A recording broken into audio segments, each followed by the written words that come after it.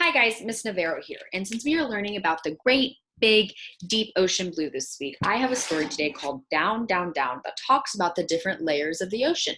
There are actually 5 different layers of the ocean. And so we're going to start by looking at the kind of sea animals we find above the surface, and then we are going to dive into the different layers of the oceans and look at what kind of animals we might find there.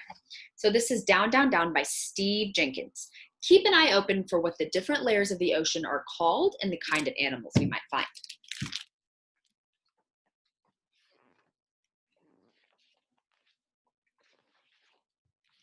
Above the surface. Here, just above the surface of the Western Pacific Ocean, the air is warm. Below us, gentle swells move across the water. It's calm now, but during a storm, powerful winds can churn the surface into mountainous waves. These are some different sea animals you might find above the surface. A seagull, or a Portuguese man-of-war.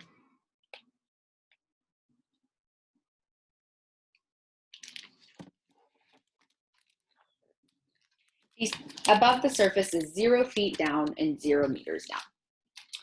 Out of the water, animals, such animals might be pursuing prey, escaping danger, or sending a message to others of their kind. Whatever the reason, sea creatures sometimes leap from the water into the air. A huge shark, surging upward to grab its prey, lands with a splash that could empty a swimming pool.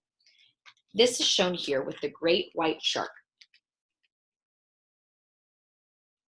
Or, as you can see down here, we see dolphins a lot of times, swimming above the surface.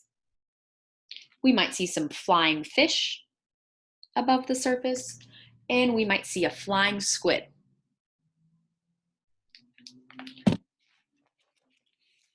Now we are getting into the actual first layer of the ocean. This is called the sunlight zone. The sunlight zone.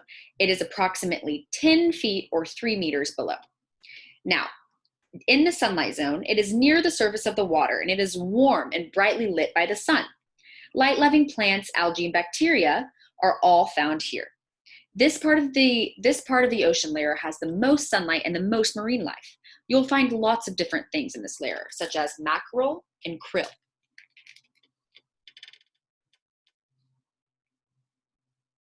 Mackerel and krill. You'll also find animals such as the mola mola, a green sea turtle, sailfish, mackerel, bluefin tuna, or shearwater fish. These are all different examples of animals that you will find in the sunlight layer.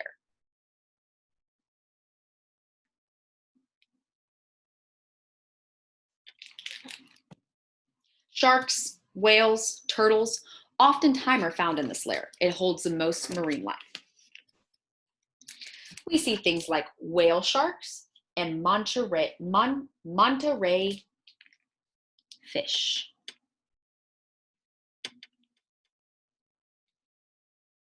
Whale sharks, manta ray fish. We oftentimes see soft body animals here too, such as the jellyfish or different kinds of jelly. So in addition to finding sharks, whales, and sea turtles in the sunlight layer, you also can find jellyfish and different types of krill and other different sea animals.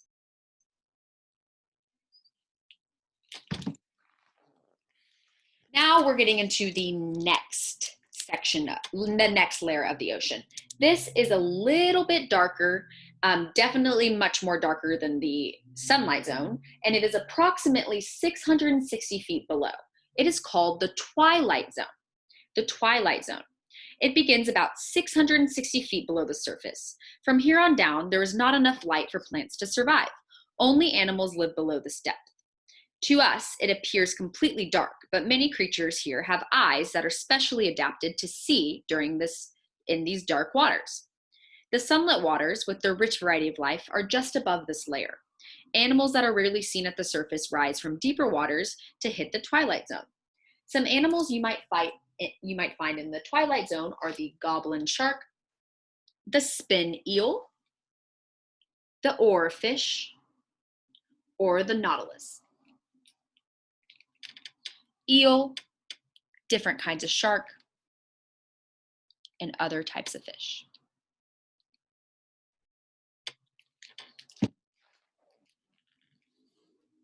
Glowing in the dark. 9 of every 10 animals that live below the sunlight layer of the ocean are bioluminescent. What does that mean? It means they produce their own light. These animals produce their own light, which helps them see in the twilight zone and the darker layers of the ocean. These types of animals that produce their own light are the vampire squid, the hatchetfish, and the siphonophore. There's the hatchetfish, siphonophore, and the vampire squid. These animals produce their own light. So when we draw the twilight zone, I would like you to draw animals that produce their own light. Lights out. We can see the animals living in these dark waters because we've brought them along a light of our own. Without these, we'd see nothing but blackness and the flicker of flash of animals' bioluminescence. If we turn off our light, the scene on the previous page might look something like this.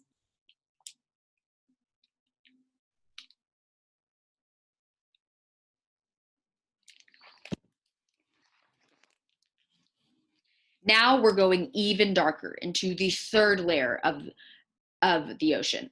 This, my friends, is called the midnight zone, otherwise known as the dark zone. It is completely dark. We've reached the midnight zone. Not even the faintest sunlight can reach us here. It gets very colder and the pressure is very enormous. The lower we get, the pressure we feel gets very, very more intense. Few submarines can dive this deep without being crushed. There are very delicate marine animals around us, such as the deep sea jellyfish, the arrow worm,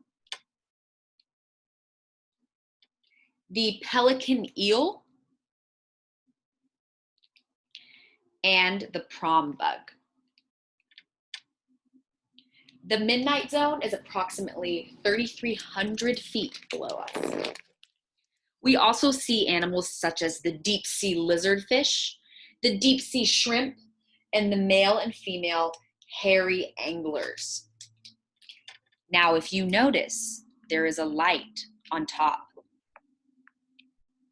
of the hairy angler that he uses in the dark midnight zone to see. These ocean animals are starting to get a little spooky. We also see animals in the midnight zone such as the fang-toothed fish, the black swallower, and the loose jaw stoplight fish.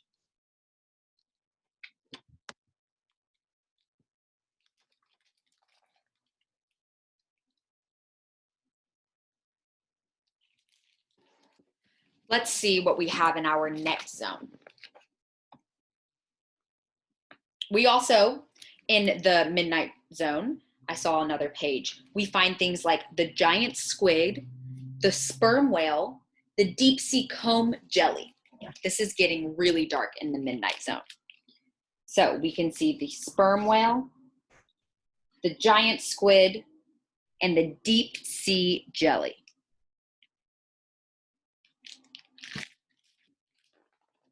Now we are in the second to last zone of the ocean. It is called the abyss. This is 13,000 feet below. Here in the abyss, we arrive at a flat, nearly featureless surface.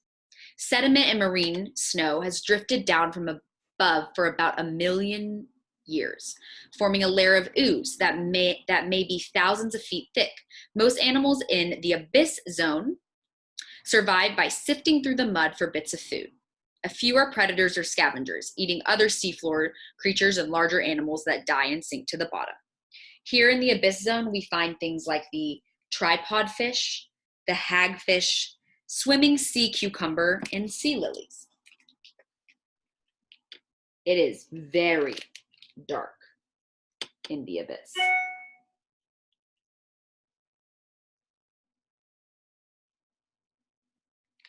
If you notice, the abyss is kind of a brownish color. It creates this ooze. It's a nearly flat, featureless surface. So when we draw the abyss in our example, we are going to draw it brown.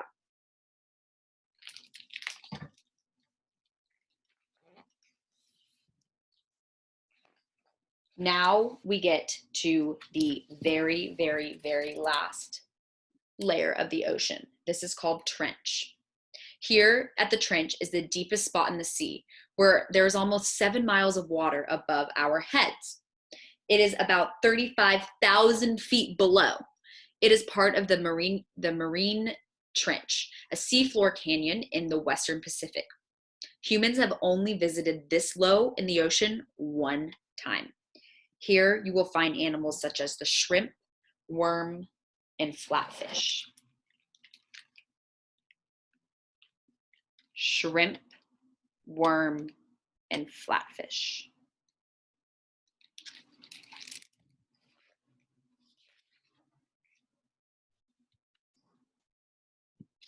Now we've finished our trip down into the sea, and we know of the different layers of the ocean, and we know the animals that are there. We know that at the very first layer of the ocean is the sunlight layer. That's where most of the marine animals live. If you go a little bit more down, it's the twilight layer. It is dim, there's very little light, and that's where we find squid, swordfish, and different types of tuna.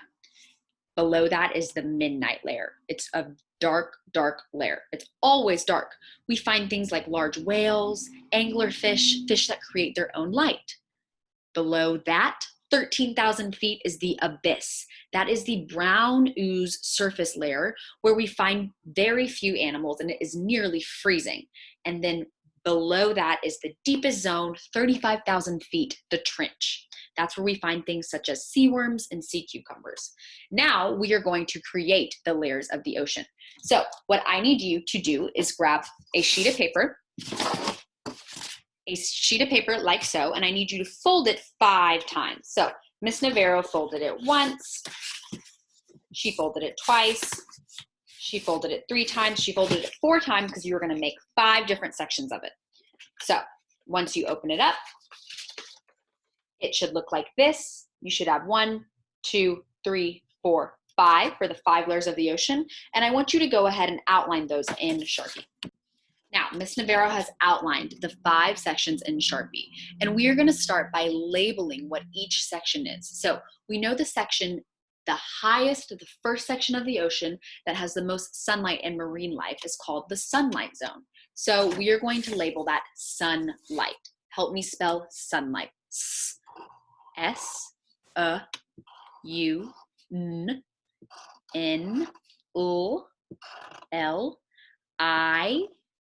and that's a silent G-H-T.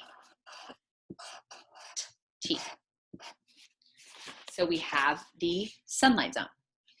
The next zone in the ocean we know is where it's very dim and a lot colder, below the sunlight zone. This zone is where we might find some squid, swordfish, different types of tuna. We call it the twilight zone. We will label the next section twilight. Help me spell twilight. T-W-I-L-I,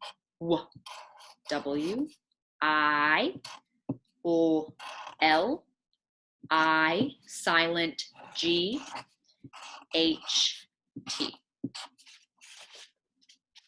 So we have sunlight, and now we have twilight. Now, the next zone is the dark zone of the ocean. It is nearly freezing. We're getting lower and lower. In the dark zone, it is always dark, and that's where we find fish that create their own light so they can see and swim around. We call this dark zone the what? Very good. The midnight zone. Help me spell midnight. M-I-D-D-N-I,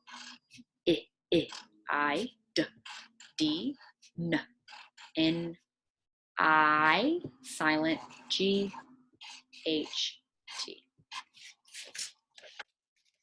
Sunlight, twilight, midnight. And next we have that surface layer that we saw that was very brown. That is the brown ooze. It's about 13,000 feet below the ocean floor, and it's after the midnight zone. It's lower. It is nearly freezing here, and few animals live there. What did we call that? The abyss. Abyss.